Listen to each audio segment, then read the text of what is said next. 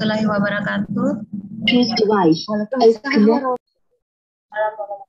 Waalaikumsalam warahmatullahi wabarakatuh.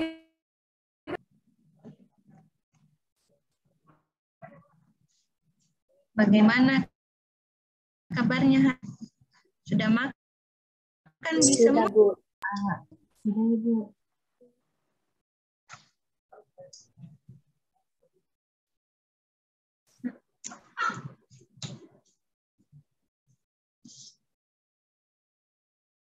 Kita absen dulu nah. Dimo Faisal.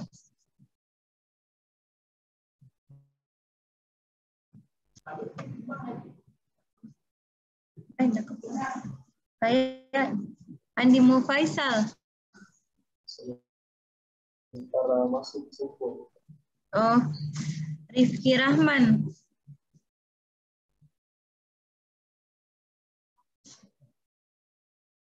Rifki Rahman.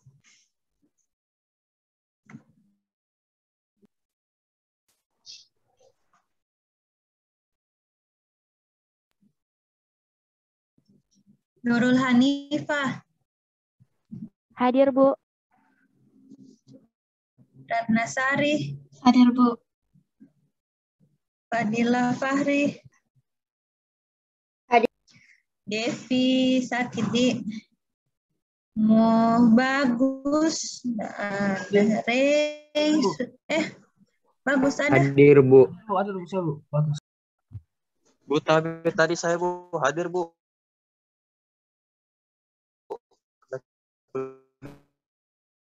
Andi Epto. Wanda Sri Rahma. Anissa Salsabil. Muhammad Hadid. Dada Dewi Aprianti.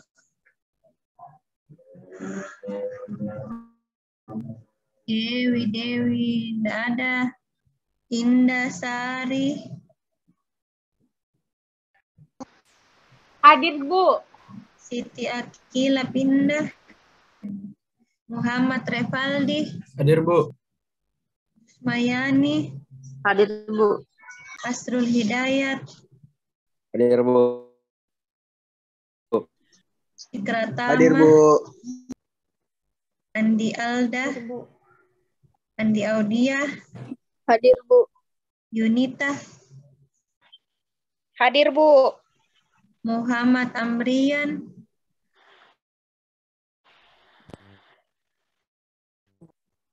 Andi Amira.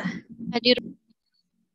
Citra Fauzia Risa. Hadir, Bu. Lukmi. Hadir, Bu. Nur Hadis. Bu. Kemarin UTS-nya bagaimana? Gampang nih. Alhamdulillah, Bu. Ya, Bu. Alhamdulillah, Ya, pagi, susah Bu. gitu. Susah, gampang susah. Gampang susah. Padahal waktunya banyak nih. Berapa jam itu? 1,5 jam.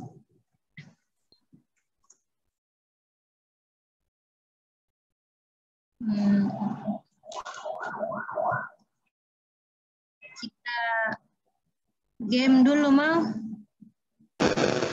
Ya, bisa aja, Bu. Boleh, Bu.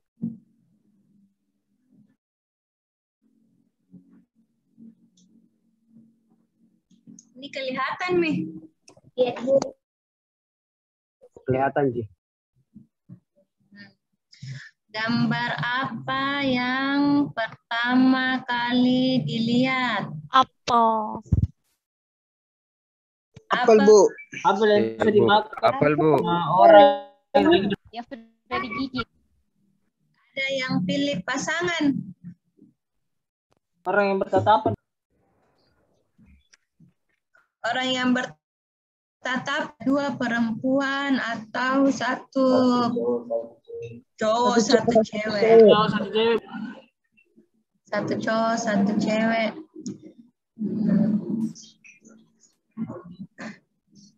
Ini yang lihat pasangan 1 cowok, 1 cewek.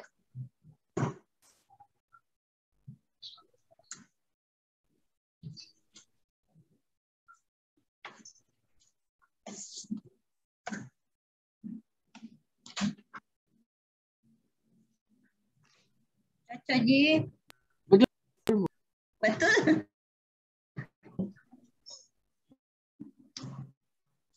Yang lihat dua apa?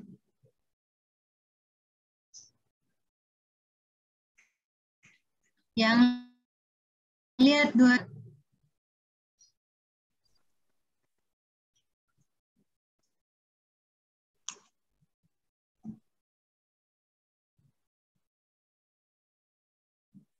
cocok, Ji? Atau enggak ada?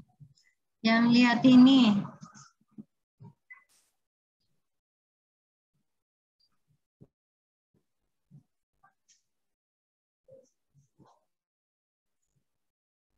Yang lihat apel.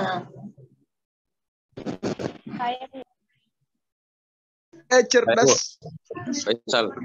Faisal. Iya, Mas. Alhamdulillah. Amin. Alhamdulillah.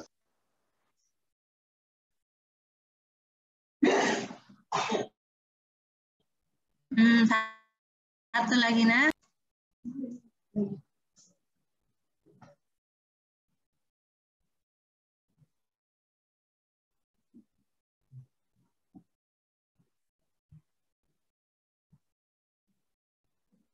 Yang pilih sapi. Ada? Domba? Saya, Bu. Apa kita pilih? Sapi, Bu. Ada pilih domba? Saya Bu. Ada harimau? Sapi? Kuda, Bu.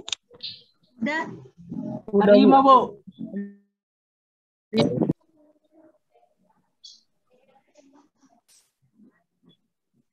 lihat. Nah, Kuda, yang Bu. Kuda. pilih sapi. Saya sapi, Bu.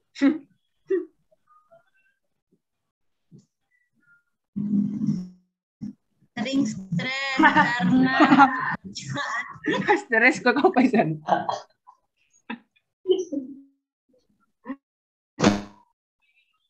yang pilih domba.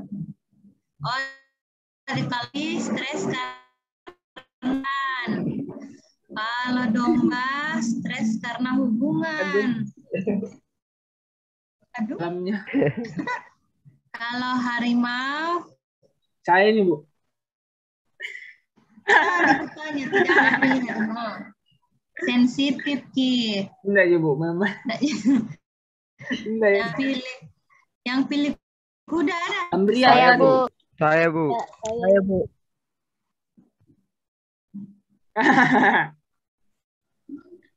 Stres karena di rumah terus.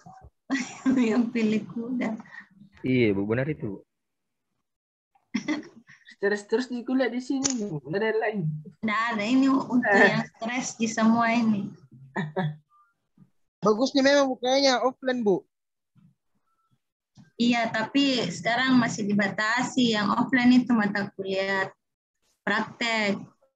Kalau yang enggak banyak prakteknya, enggak masih offline.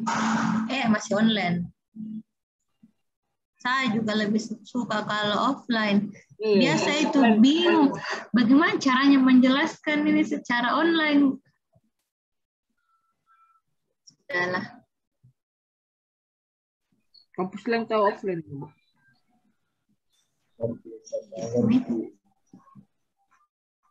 Nah, hari ini kita bahas pengembangan SDM, pertemuan ke-9. Nanti minggu depan mulai diskusi kelompok. Pengembangan SDM ini saya bahas secara umum saja. Nah,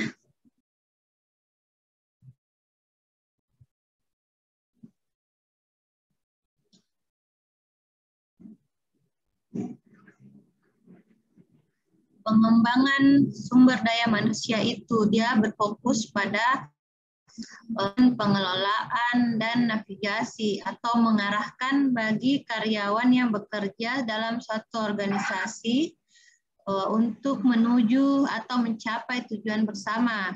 Kenapa fokus kepada rekrutmen? Karena pertama, kita harus merekrut orang yang tepat sesuai dengan tempat yang kosong. Jadi orang yang tepat pada tempat yang tepat, biasa dikenal dengan the right man on the right job atau right place.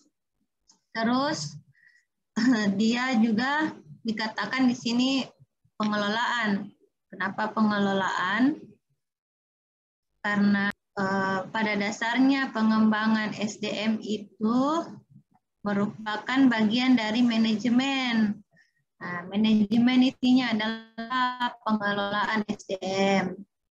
Dan kenapa dikatakan navigasi? Karena dengan pengembangan SDM itu berarti mengarahkan pegangan potensinya.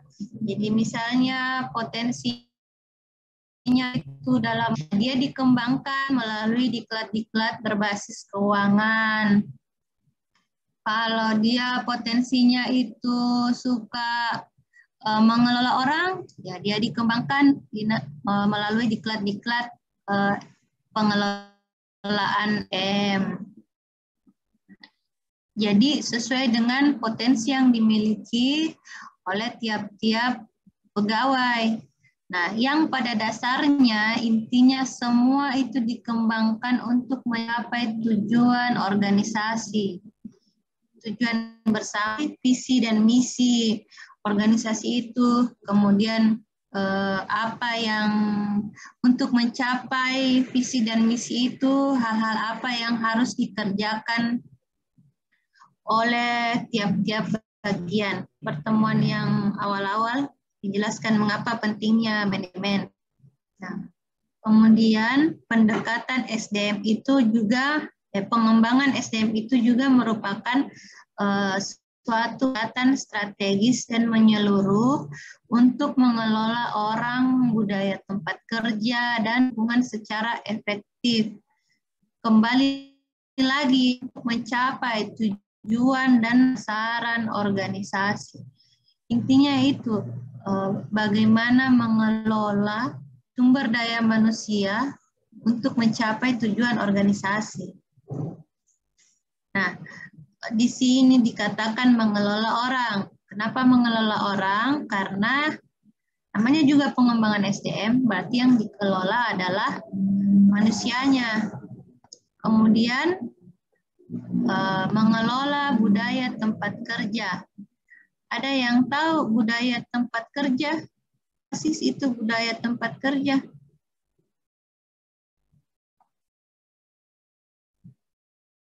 Yang senior, Didit adakah? Tidak ada, Dik? Tidak pernah masuk kuliah.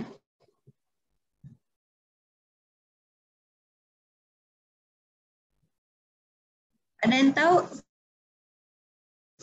Tidak ada? Budaya tempat kerja. Ya. Saya, Bu. Ya. Saya kerja merupakan sebuah konsep yang saya proses berpikir serta perilaku karyawan yang didasarkan pada ideologi dan prinsip suatu organisasi. Ya.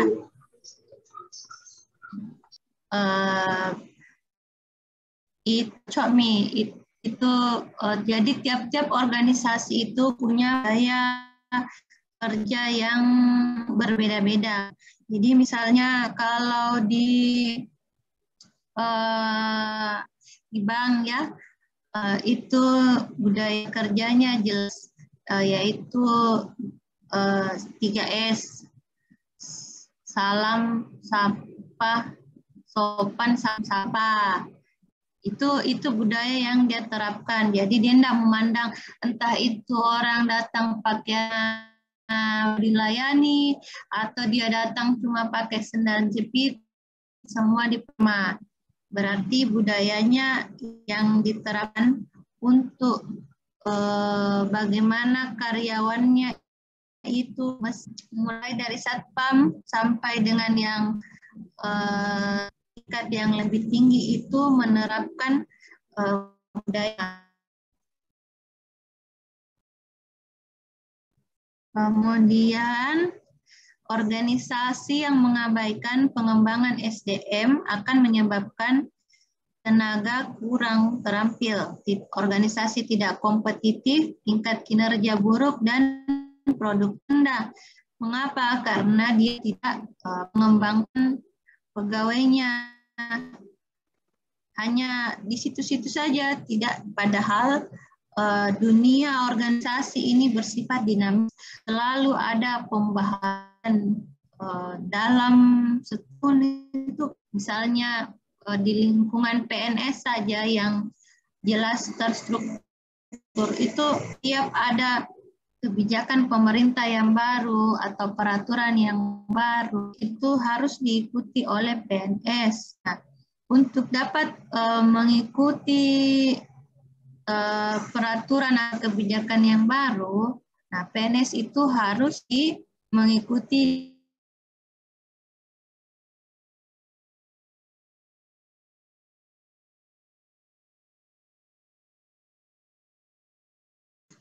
yang lalu itu kan ada kebijakan dari Presiden Jokowi bahwa kita harus melakukan revolusi mental.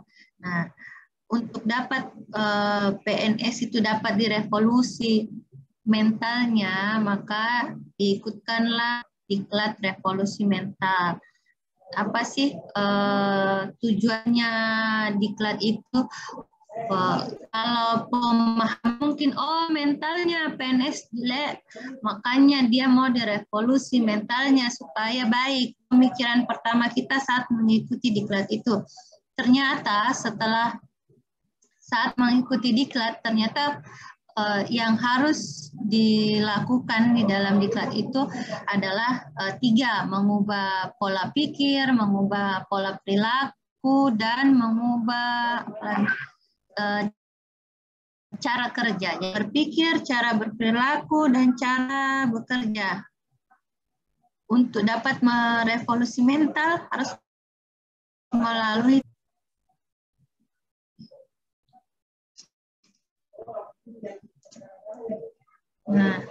apa saja hal-hal yang perlu diperhatikan.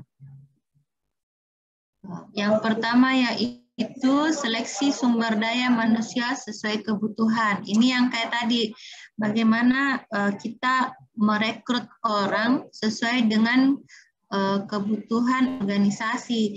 Jangan yang dibutuhkan bagian keuangan, yang direkrut tidak nyambung. Kemudian merancang keselarasan antara kebutuhan organisasi dan komisi karyawan. Jadi di setiap pegawai itu memiliki potensi. Nah, potensinya ini yang dikembangkan menjadi kompetensi. Jadi ada keterampilan dasar yang dimiliki oleh pegawai. Nah, ini yang dikembangkan menjadi kompetensi. Jadi kompetensi itu diperoleh dengan belajar. Sedangkan potensi itu yang memang misalnya kita sama-sama, ini ada 3 orang masuk kerja di organisasi, tapi di antara 3 orang ini A, B, C, yang paling pintar berhitung itu C. Jadi dia lebih berpotensi dalam hal mengatur masalah finansial atau keuangan. Sedangkan si B misalnya dia supel, gaul, gampang, realisasi. Berarti dia memiliki potensi itu lebih cocoknya ke arah hubungan masyarakat. Itu potensi dasarnya. Jadi organisasi harus mengenali apa sih potensi pegawainya supaya navigasi atau arah pengembangannya itu baik, sehingga nantinya akan memiliki kompetensi sesuai yang diharapkan oleh organisasi. Nah, bagaimana caranya supaya kompetensinya itu bisa berkembang? Nah, organisasi membantu dengan menyediakan sarana, prasarana, dan teknologi. Sarana bisa berupa komputer, atau misalnya dia berhubungan dengan humas, itu disediakan kamera untuk foto, untuk video.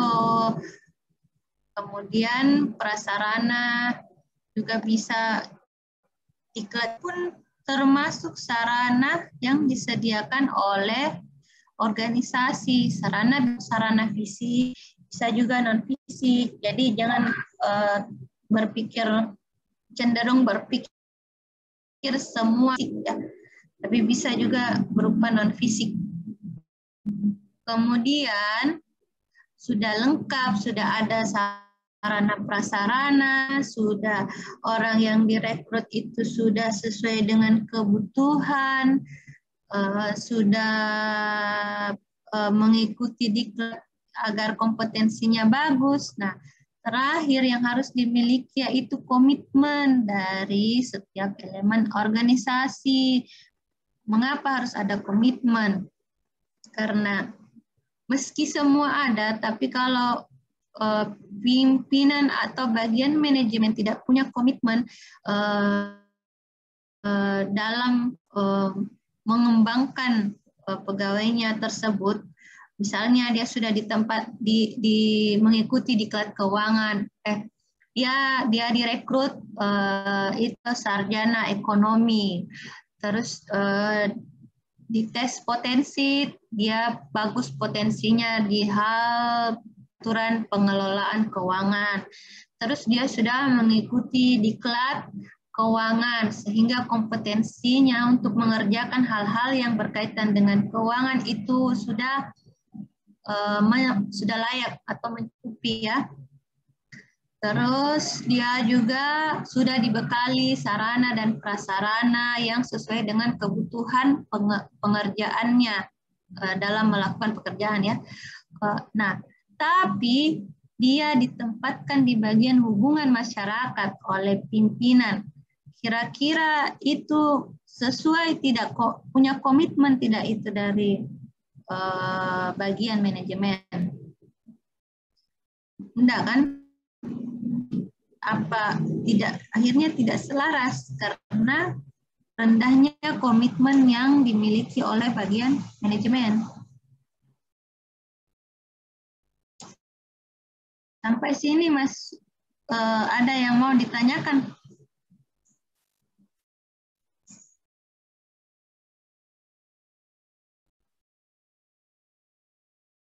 Paham nih sampai sini?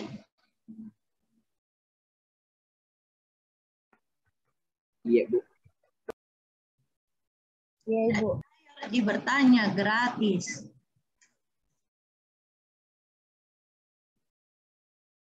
Oke.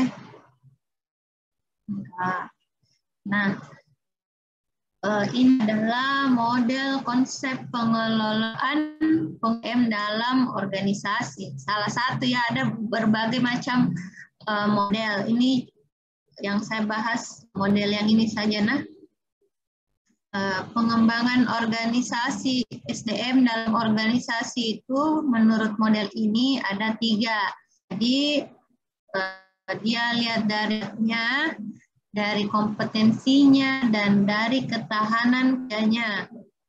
Nah, kalau dari yang bakatnya itu dia akan mencari bakat atau unggul antara karyawan lainnya. Kemudian karyawan tersebut akan diberikan peningkatan performance secara pribadi dan organisasi.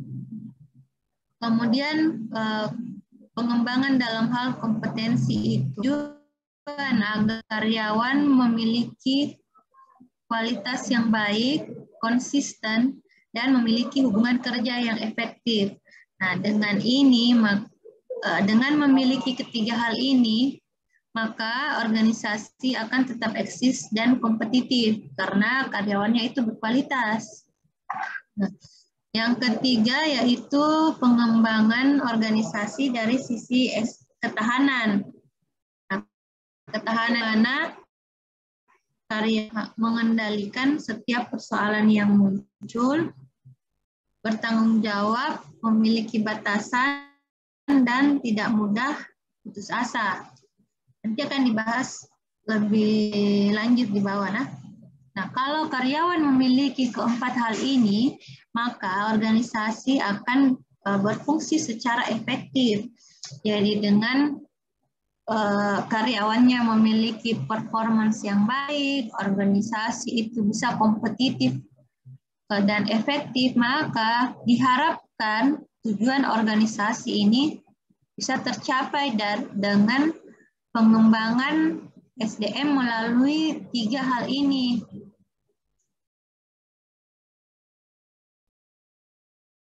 Nah, yang pertama itu pengembangan SDM berbasis bakat. Glenn menyatakan bahwa bakat adalah produk dari kemampuan atau kompetensi pendidikan, pelatihan, dan pengalaman, ditambah dengan motivasi, yaitu keterlibatan, kepuasan, tantangan. Jadi, ada 3, kemampuan, motivasi, dan peluang. Sama seperti anak-anak ya, anak misalnya anak ini punya kemampuan menggambar. Nah, dengan dia pintar menggambar, tapi punya motivasi untuk mengikuti lomba atau mau menggambar dengan baik, ya sama saja, berarti itu bakatnya disebut bakat terpendam. Kemudian kalau misalnya dia punya kemampuan, terus pastinya juga bagus, selalu mau ikut pelatihan menggambar supaya bisa ikut perlombaan, kemudian ada peluang untuk mengikuti lomba nasional atau apa semua. Nah, inilah yang dapat terrealisasi dengan baik. Karena ketiga hal ini dapat diikuti begitu. Nah, kalau menurut JIK 2008, bakat itu meliputi potensi, minat, kecerdasan keterampilan, kecerdasan, atau keunggulan moral dan integritas. Ini suaraku kedengaran, Ji? Bu. Ya, Iya, Bu. Bu. Keras hujan di sini. Nggak kedengaran di hujannya, Bu. Nggak kedengaran hujannya?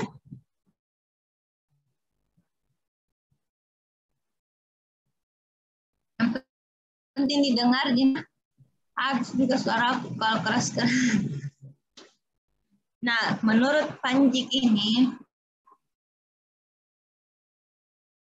unsur-unsur potensi yaitu seseorang, kekuatan seseorang, pengaruh dan kemampuan untuk mencapai hasil. Nah, inilah yang merupakan bawaan. Pastikan beda-beda potensi tiap orang. Ada yang pintar menggambar, ada yang pintar menyanyi. Nah, kalau suara menyanyinya bagus, terus dia ikut lagi supaya tahu yang mana yang betul, itu kan potensinya lebih keluar lagi dibanding dengan yang cuma bagus suaranya dibanding. Kemudian dia juga harus punya minat. Kalau menurut Panjik, minat itu sama dengan motivasi. Kalau dia enggak minat nyanyi, sama gitu.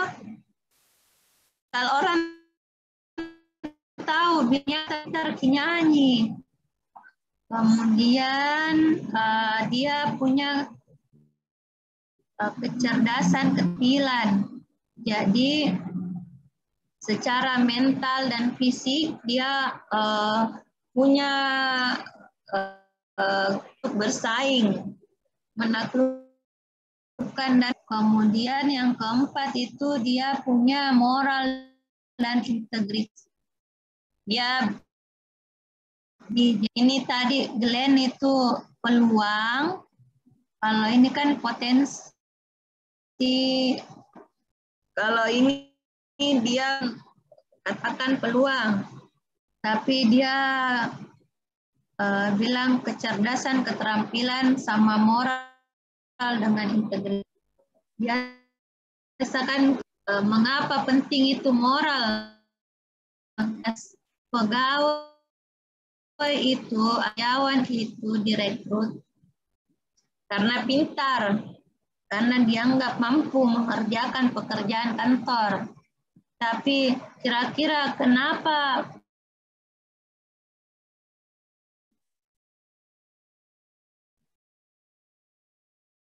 dia tiba-tiba tidak mampu kerja lagi, atau tiba dia jadi bodoh, atau karena apa kira pegawai itu dipecat? Ya Etika, Bu. mungkin tindakannya tidak sesuai dengan ketentuan perusahaan, Bu. Ya, Tidak karena konsisten. tidak konsisten. Karena di masalah perilaku, bukan di masalah kemampuan kerja. Jadi kalau kayak waktu muda dia masuk, dia mampu kerja, tapi kan dia bertambah umur, akhirnya mungkin tidak bisa secepat dulu kerja, misal sehari bisa kerja 200 kwitansi, tapi karena dia sudah tua dia cuma bisa kerja 50, tapi dipecat kan enggak, toh mungkin kemampuan kerjanya menurun, tapi dia tidak dipecat, tapi dia akan diberikan tambahan pegawai lain untuk bantu kerjanya. Tapi ada yang bagus kerjanya, tapi melakukan hal yang melanggar aturan, nah itu yang menyebabkan dia dipecat. Jadi pegawai itu direkrut karena kemampuannya, tapi dia dipecat karena perilakunya, bukan karena kehilangan kemampuan atau penurunan kemampuan. Jadi kalau di dalam sudah masuk di suatu lingkungan kerja, yang harus kita perhatikan itu bagaimana kita berperilaku sesuai dengan aturan yang berlaku di organisasi. Oke.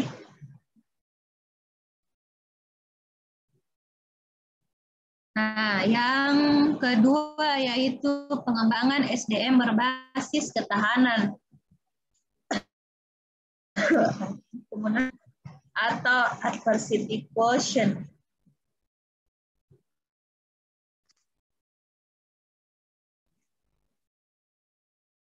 Nah, biasa yang kita tahu itu IQ toh, intelligence quotient. Kemudian muncul spiritual quotient kayak ESQ. Nah, ESQ itu emotional spiritual quotient. Jadi ada kecerdasan intelijensi, kecerdasan emosional, kecerdasan spiritual. Nah, ada juga namanya adversity quotient. Nah, itu adalah kemampuan seseorang dalam mengatasi kesulitan atau berjuang menghadapi masalah untuk mencapai tujuan yang lebih besar. Jadi orang-orang yang tinggi adversity quotient-nya ini, dia senang kalau dapat tantangan, karena dia merasa ketika dia dapat tantangan, maka dia akan meningkat kemampuannya. Jadi misalnya dia ditantang untuk kamu harus bisa bawa mobil. Nah, biasa kan ada yang bilang, tidak aku tahu saya, tidak bagus saya anuku. Tapi ada yang merasa itu sebagai sebuah tantangan dan dia memilikinya, sehingga ketika dia belajar, akhirnya dia bisa bawa mobil. Jadi dia berubah dari yang awalnya tidak tahu, tidak mampu, menjadi mampu karena dia memiliki ini ketahanannya itu bagus Ki. Mau Ki hadapi masalah. Ada orang kan yang kalau hadapi masalah malah mundur atau ya terima saja. Kalau ini tidak, dia akan berusaha menyelesaikan dan dia malah mencari tantangan. Kalau dia tidak dapat tantangan, dia malah cari karena dia mau meningkatkan kemampuan dirinya. Nah, mengapa penting untuk karyawan atau pegawai? Karena dengan memiliki adversity equation ini, dia akan mengendalikan setiap persoalan yang mempunyai implikasi positif dan bermanfaat untuk kinerja dan produktivitasnya. Biasa ada misalnya diklat orang dan biasa dicari dibutuhkan 2 pegawai untuk ikut diklat. Banyak yang tidak mau karena dia berpikir, susah, ribet lagi nanti, ketemu lagi banyak masalah keuangannya, terus nanti berurusan sama pemeriksa kalau salah-salah. Terus tinggi IQ-nya ini, dia akan, boleh, saya ikut, saya mau belajar. Karena dengan belajar, otomatis saya akan tahu cara mengerjakannya. Jadi kenapa saya harus takut salah? Padahal kalau saya sudah tahu kan bisa mengerjakan dengan baik dan benar. Kemudian juga bertanggung jawab. Jadi dia mampu mengendalikan dan memiliki motivasi dalam mengambil tindakan. Kalau dia salah, dia akan menerima, kemudian berusaha memperbaiki kesalahannya tersebut. Lalu yang ketiga, memiliki batasan terhadap persoalan, merespon masalah sebagai sesuatu yang spesifik dan terbatas. Jadi, dia akan merespon masalah tidak dengan positif. Ini semua berhubungan ya.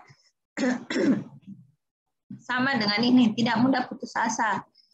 Karena dia tidak putus asa, maka dia akan berusaha menyelesaikan masalah yang ada, serta bertanggung jawab terhadap persoalan, sehingga agar kinerja dan produktivitasnya tetap baik.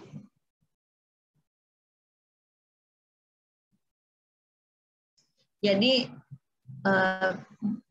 dia fokus ya, memiliki batasan terhadap persoalan, fokus pada respon masalah itu, bukan malah gara-gara ini makanya muncul masalah, bukan cari-cari gara-gara siapa itu masalah muncul, tapi fokus pada selesaikan masalah, bukan cari-cari penyebabnya kesalahan, cari-cari kambing hitam. Sampai sini ada yang mau bertanya?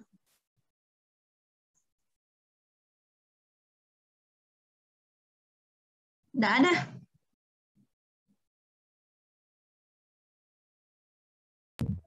Saya, Bu. Yeah. Itu yang tentang pengembangan SDM itu, Bu. Itu dia memang pengembangannya dibagi atas bakat, kompetensi, sama ketahanan atau ketiga-tiganya, Bu? Itu menurut siapa yang tadi? Menurut Huta Galung 2008. Yang ini tadi toh?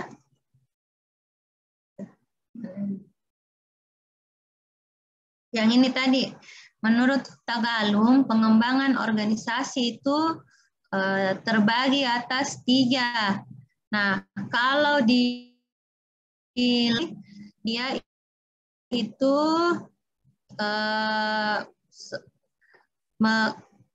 jadi pegawai masuk itu di LAN akan dilakukan tes potensi namanya, atau bisa juga disebut tes bakat untuk melihat potensinya pegawai itu di mana, dia cocoknya kerja di bidang apa, apakah sesuai jika waktu dia direkrut itu sebagai sarjana ekonomi memang dia potensinya di situ Ji, atau ternyata sebenarnya dia lebih cocok kan. Sarjana ekonomi itu bukan cuma di bagian keuangan ya, bisa juga di bagian manajemen misalnya. Oh dia cocok di pengelolaan keuangan, atau ternyata oh dia cocok di pengelolaan barang. Itu pertama. Kemudian setelah ditemukan potensinya, maka akan dibuatkan manajemen talenta. Itu untuk melihat kompetensi, untuk meningkatkan potensinya. Jadi yang awalnya misalnya dia coba bagian humas, tapi dia orang baru selesai kuliah, dia belum punya pengalaman, maka akan ditempatkan diberikan pelat bagaimana sih tata cara protokoler dengan masyarakat, apa saja kode etiknya ketika kita menyebar informasi publik. Jadi misalnya bagian humas dia diminta untuk website yang menyajikan informasi tentang organisasi. Nah itu ada kode etiknya. Bagaimana mengelola Instagram, itu ada kode etiknya, hal-hal apa yang bisa diposting, hal-hal apa yang tidak boleh diposting. Semua ada aturannya. Bagaimana caranya kita menjawab ketika ada yang bertanya di postingan kita posting tentang Politeknik Setialan Makassar menerima mahasiswa baru. Kemudian ada yang komen di bawahnya, ih mahalnya SPP-nya. Nah, bagaimana caranya kita menjawab itu komentar itu dengan baik, dengan tidak dengan supaya malah jawaban kita itu membuat orang yakin untuk masuk ke Politeknik Setialan Makassar. Itu makanya butuh untuk diberikan pelatihan agar punya kompetensi yang sesuai dengan pekerjaannya. Nah, sesudah punya bakat kompetensi, nah kalau ketahanan ini lebih tidak bisa didiklatkan, agak susah ya, karena dia itu bukan ini didapat kalau dengan pengalaman. Jadi kalau semakin lama semakin tinggi jam terbangnya, misalnya sama seperti pilot tuh, kalau pilot yang baru terbang sama yang sudah tinggi 80 misalnya 80 jam per bulan, pasti beda caranya kendalikan persoalan yang muncul. Kalau misalnya landasannya berkabut, tidak bisa pesawat mendarat, pasti akan beda. Mungkin kalau yang pilot baru akan panik, kemudian tapi kalau pilot yang, dan mungkin dia berpikir untuk berbalik ke bandara sebelumnya, sedangkan kalau pilot yang sudah tinggi jam terbangnya mungkin sudah pernah mengalami hal tersebut, bisa mengambil keputusan, misalnya kita tunggu 15 menit karena di atas ini karena kabutnya tidak terlalu tebal, sky akan segera menipis ini, jadi dia akan berputar-putar di atas sambil menunggu penglihatan lebih jelas, seperti itu. Oh, Ibu, berarti jadi ini bakat kompetensi sama ketahanan kayak satu rangkaian begitu, Bu? Ya, jadi tidak boleh cuma bakat saja atau kompetensi saja atau ketahanan saja, tapi dia merupakan satu rangkaian. Karena iya, Bu. terakhirnya Makasih, Bu. kan ujungnya sama. Ya, masih ada?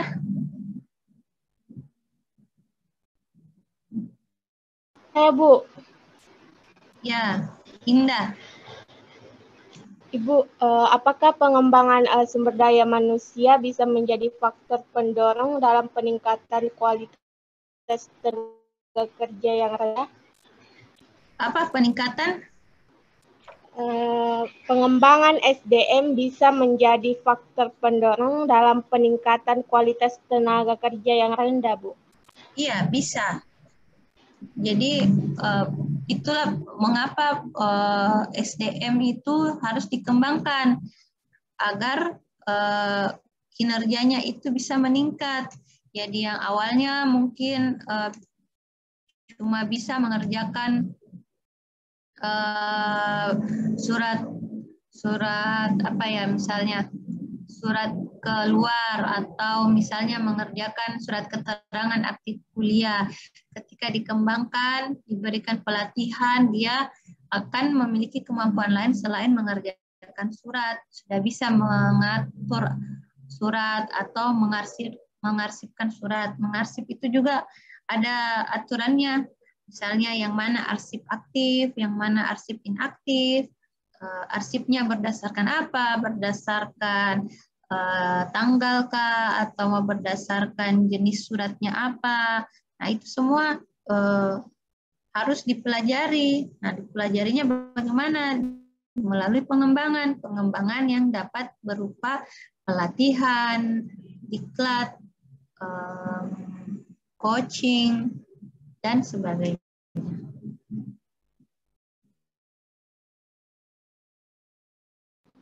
Ya, Bu, makasih. Nah, yang ketiga yaitu pengembangan SDM berbasis kompetensi. Nah, menurut Spencer dan Spencer, kompetensi itu karakteristik mendasar seseorang yang secara kasual berkaitan dengan kinerja efektif atau superior dalam berbagai situasi dan pekerjaan. Nah, di sini ini menurut Spencer dan Spencer ya, ada 2 jenis kompetensi. Tapi yang berlaku untuk PNS itu ada tambahan 1. Standarnya untuk PNS sekarang di peraturan itu namanya kompetensi sosial kultural. Kalau secara teori itu 2 ya menurut Spencer dan Spencer. Nah, yang pertama itu kompetensi manajerial, yaitu bagaimana mengelola karyawan dan membangun relasi sosial. Nah, yang memiliki kompetensi manajerial ini, misalnya ada pegawai A, B, dan C. Akan dilihat kemampuannya, yang mana sih mampu mengatur. Misalnya ada kegiatan.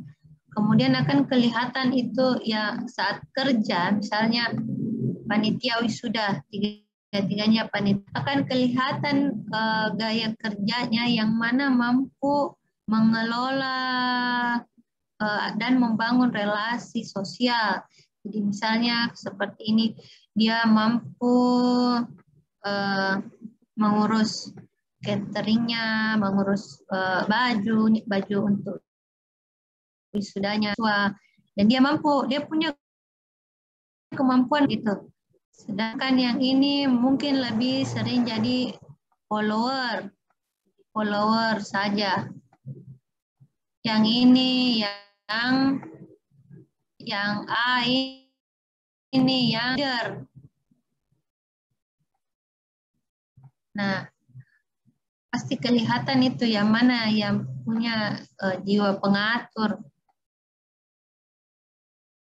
Nah, jadi yang mana yang lebih cocok untuk mengikuti diklat kepemimpinan? Pasti yang ini. Karena yang ini lebih suka untuk ikut saja. Kita harus, misalnya A bilang, kita harus begini. Yang B dan C tidak ada masalah. Ya ikut saja. Oh, berarti dia lebih cocok jadi follower daripada jadi leader. Kemudian yang kedua itu kompetensi teknis berkaitan dengan kapasitas fungsional pekerjaan yang dilakukan. Nah, mungkin saja B dan si C ini lebih pintar kerja hal-hal teknisnya. Tuh kan bikin undangannya, layoutnya, bagaimana nanti dia ke hal-hal teknis, bukan yang berkaitan dengan mengatur orang. Maka dia dikembangkan ke kompetensi teknis. Ke sini. Kemudian yang terakhir itu kompetensi sosial kultural. Nah, ini ditambahkan dalam peraturan pemerintah terkait pengembangan kompetensi PNS. Kompetensi sosial kultural itu dilihat dari pengalaman kerja yang berhubungan dengan masyarakat majemuk dari segi agama, suku, budaya, sehingga memiliki wawasan kebangsaan. Jadi dia lebih kepada soft skill. Soft skill itu seperti apa ya contohnya di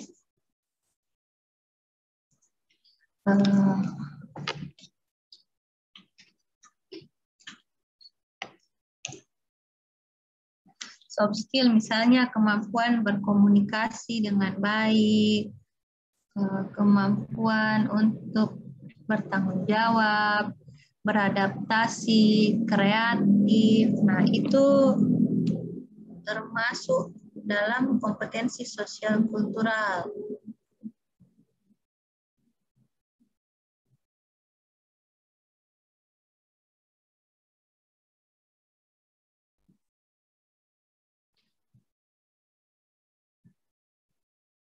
Di sini ada yang mau ditanyakan?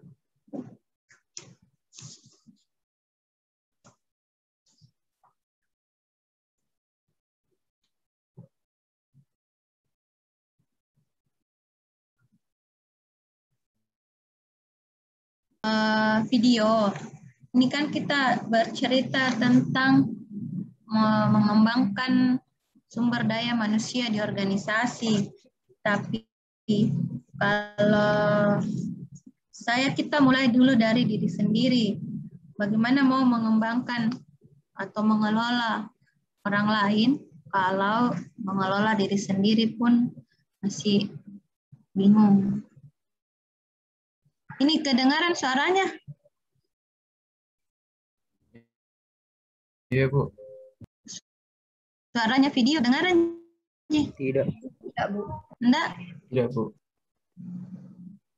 Oh. Benar.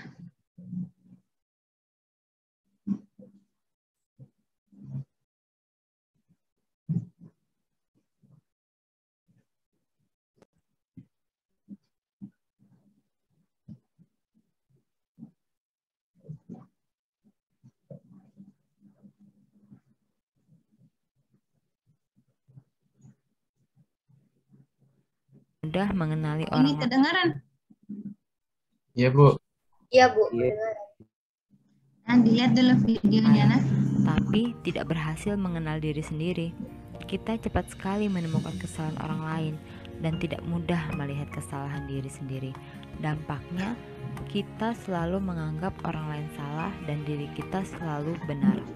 Penting untuk mengenali diri sendiri agar mengetahui tujuan hidup kita, menyadari kemampuan, bakat, minat, serta tahu bagaimana menggunakannya demi mencapai tujuan tersebut. Johari Window atau jendela Johari merupakan konsep komunikasi yang diperkenalkan oleh Joseph Love dan Harrington Ingham.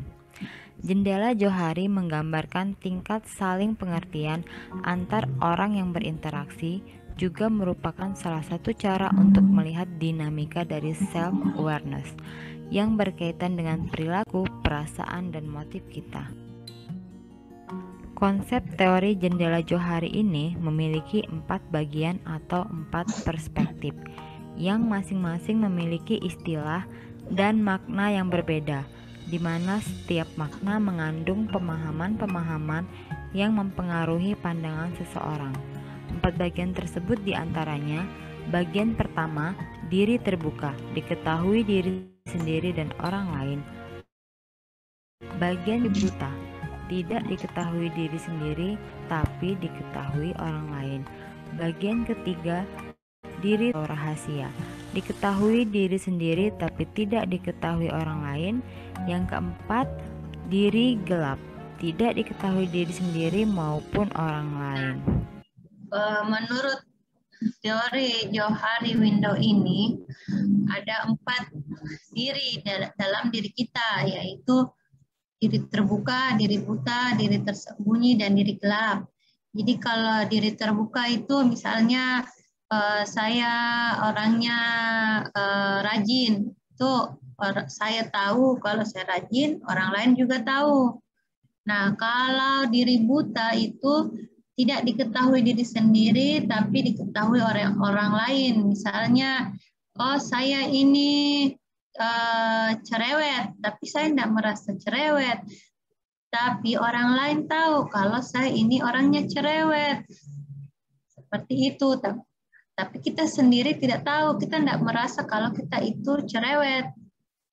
Kemudian diri tersembunyi atau rahasia, ini diketahui oleh diri sendiri, tapi tidak diketahui oleh orang lain. Misalnya kita itu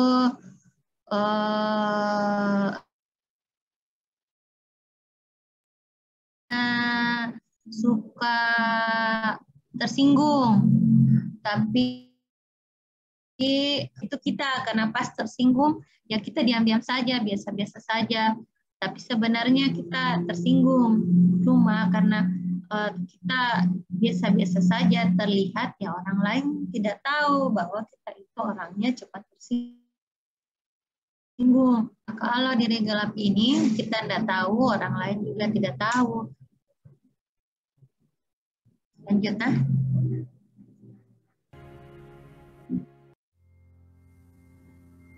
Jendela terbuka. Hal-hal yang kita tahu tentang diri sendiri, tapi orang lain pun tahu, misalnya keadaan fisik, profesi, asal daerah, dan lain-lain. Bagian kedua, jendela buta. Hal-hal yang kita tidak tahu tentang diri sendiri, tapi orang lain tahu, misalnya hal-hal yang bernilai positif, kelebihan, dan negatif kekurangan pada kepribadian kita. Yang ketiga, jendela tertutup. Hal-hal mengenai diri kita yang kita tahu tapi orang lain tidak tahu, misalnya isi perasaan, pendapat, kebiasaan tidur, dan sebagainya. Bagian keempat, jendela gelap. Hal-hal mengenai diri kita tapi kita sendiri maupun orang lain tidak tahu. Ini adalah wilayah misteri dalam kehidupan. Jendela Johari menekankan, kita harus benar-benar mengetahui siapa diri kita dengan membuka jendela tersebut selebar mungkin. Ketika kita memperbesar jendela atau bagian terbuka, berarti kita meningkatkan kesadaran diri serta meningkatkan hubungan interpersonal. Beberapa cara untuk kita agar bisa membuka jendela tersebut selebar mungkin. Pertama, cobalah untuk selalu terbuka kepada orang lain. Jangan menjadi orang yang sombong dan menganggap diri sempurna. Dengan adanya keterbukaan, maka teman-teman kita pun akan bisa terbuka kepada kita. Kedua, bersikaplah apa adanya. Karena dengan sikap kita yang natural, tanpa dibuat-buat, maka kita akan mulai bisa menjadi diri kita sendiri. Ketiga, mau menerima saran maupun kritik dari orang lain. Kritikan negatif dapat membuat diri kita berkembang dan semakin baik. Keempat, cobalah untuk berteman dengan siapa saja. Jangan hanya pada satu komunitas saja, selama itu membawa dampak yang positif. Aspek yang perlu dipahami individu. Aspek fisik, seluruh anggota badan individu termasuk bagian-bagiannya. Artinya, individu harus mengenali dan memahami kondisi jasmania dan segala potensinya. Apakah kondisi jasmaninya semua sehat, apakah kondisi jasmani normal, dan sebagainya. Hal ini penting agar individu mampu mengambil keputusan dengan tepat dan mampu menyikapi hidup dengan benar. Aspek psikis adalah yang berhubungan dengan kondisi kejiwaan individu, bagaimana kecerdasannya, bagaimana emosinya, sehingga individu mampu menyikapi pilihan-pilihan karir dan masa depan, juga mampu menempatkan dirinya dalam berhubungan dengan orang lain. Aspek minat. Minat adalah rasa tertarik yang kuat terhadap objek tertentu. Hal ini penting untuk dipahami, karena dengan adanya minat yang kuat terhadap objek mudah tercapai, demikian juga sebaliknya. Oleh karena itu, perlu penanaman minat terhadap diri individu terhadap berbagai objek yang positif, sehingga timbul rasa menyenangi dengan motivasi yang tinggi. Aspek bakat. Bakat adalah kemampuan yang dibawa oleh seseorang sejak lahir dan bersifat menurun atau genetik. Pentingnya individu memahami bakat ini adalah agar individu mampu mengembangkan dirinya secara optimal. Bakat akan cepat berkembang dengan baik apabila ditunjang dengan sarana dan prasarana. Aspek cita-cita. Cita-cita adalah gambaran diri yang ada pada diri seseorang. Ada yang menyebut potret diri. Artinya, apabila individu mengatakan dengan lisan, misalnya, cita-cita saya ingin menjadi TNI atau Polri, individu harus memahami apakah dirinya sudah memiliki potret diri menjadi seorang TNI atau Polri. Sudah tergambarkah secara keseluruhan dalam diri tersebut kriteria, syarat-syarat, dan sebagainya yang mutlak harus dipenuhi untuk bisa menjadi anggota TNI atau Polri. Hal ini penting untuk dipahami dengan cermat gambaran dirinya, sehingga ia benar-benar mampu dan dapat memilih karir sesuai dengan cita-citanya. Aspek kebutuhan-kebutuhan pokok. Hal ini penting juga untuk dipahami oleh individu. Kebutuhan pokok seperti apa yang diinginkan dalam menjalani kehidupan? Apakah individu hanya menginginkan kebutuhan jasmani, atau individu di samping perlu kebutuhan jasmani juga memerlukan kebutuhan batin? Misalnya, makan, minum, keamanan, kasih sayang, rekreasi, aktualisasi diri, sosialisasi, dan sebagainya. Oleh karena itu, individu perlu menentukan kebutuhan pokok seperti apa yang diinginkan dalam hidup. Aspek gaya hidup. Gaya hidup yang diinginkan oleh masing-masing individu berbeda antara satu dengan lainnya. Ada yang ingin bergaya hidup elit, ada yang ingin bergaya hidup biasa-biasa saja atau bergaya hidup sederhana. Oleh karena itu, gaya hidup atau lifestyle ini perlu dipahami dengan benar. Individu hendaknya menyesuaikan dengan kemampuannya. Keterampilan, kerja keras, pengalaman, dan sebagainya akan mempermudah untuk memutuskan gaya hidup seseorang.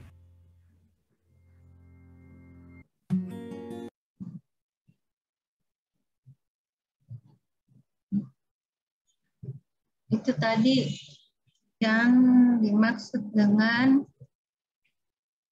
Johari window. Jadi, ketika kita mau mengelola orang lain, kita juga terlebih dahulu harus mengenali diri kita sendiri sebelum kita, karena kita di bagian SDM itu akan membantu orang untuk mengenali dirinya, mengarahkannya, dan mengelolanya. Jadi kalau saya sih dengan punya pengalaman bagaimana mengelola diri sendiri, maka akan lebih mampu lagi dalam mengelola orang lain. Sampai sini ada yang mau bertanya?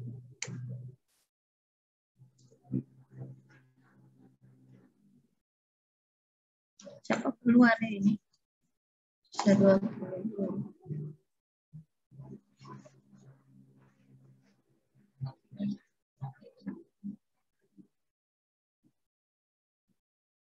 Terkait pengembangan SDM, masih ada? Yang mau ditanyakan?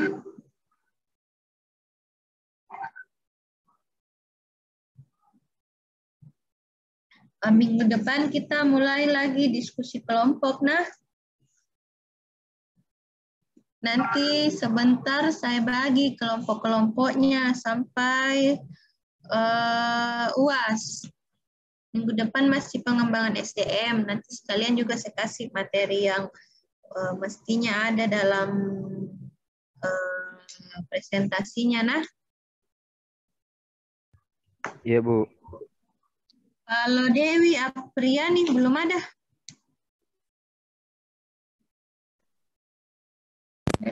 Masih.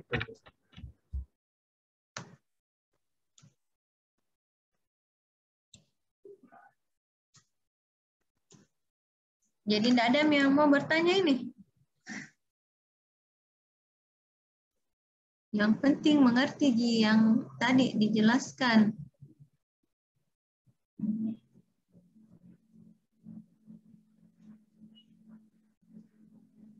Ya, kalau tidak ada pertanyaan, kita foto dulu boleh. Aktifkan kameranya.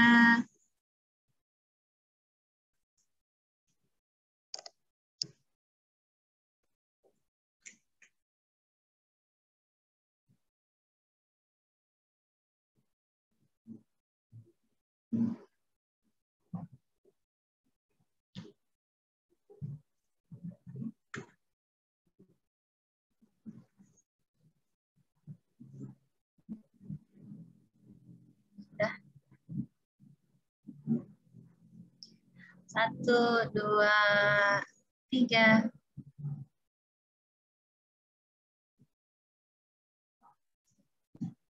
Kasih nah.